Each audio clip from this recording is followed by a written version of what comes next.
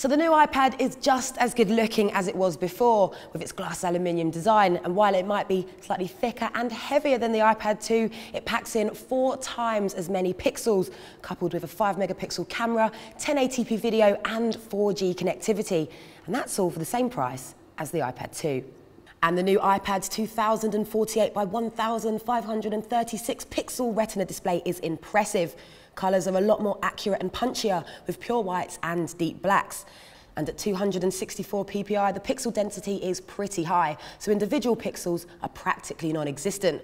Hold it up to your nose and you'll see only the slightest hint of pixelation. The edges of app icons and fonts are seriously sharp, and you won't need to zoom to read tiny text.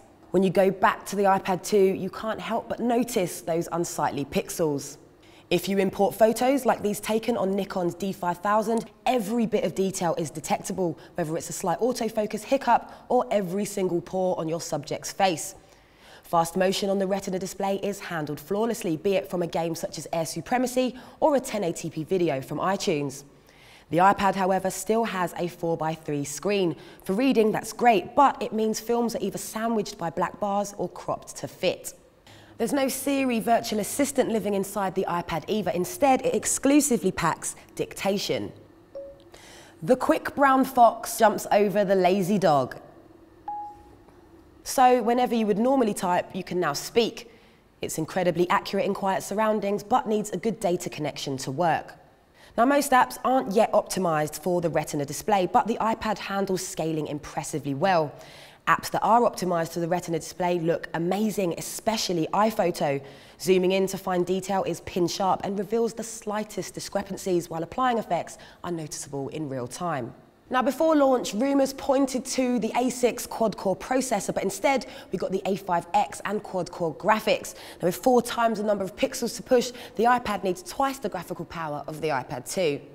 Graphic-intensive games look good on screen, and the games optimised for the Retina display look truly console quality at the new resolution, displaying very little to no lag, and transitions are just as smooth and fast as the iPad 2's, if not a little more.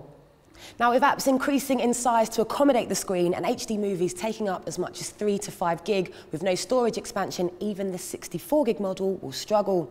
Now, you're looking at around 10 hours battery life, so the same as the iPad 2, and a couple more if you turn off the connectivity. But charging takes a whopping 5.5 hours, which explains the marginal increase in girth and weight. Apple has also upgraded the iPad with a new 5-megapixel iSight camera, complete with the iPhone 4S's optics. And it's great in decent light, rivaling the iPhone 4 and falling just short of the 4S. Its 1080p video is much better. When held stationary, it's smooth and crisp, and image stabilization should ensure videos aren't ruined by shaky hands.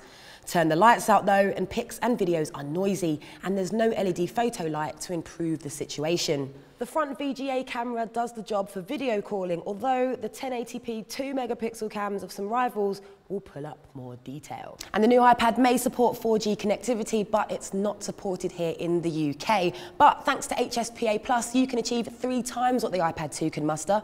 Not exactly 4G, but it's better than nothing.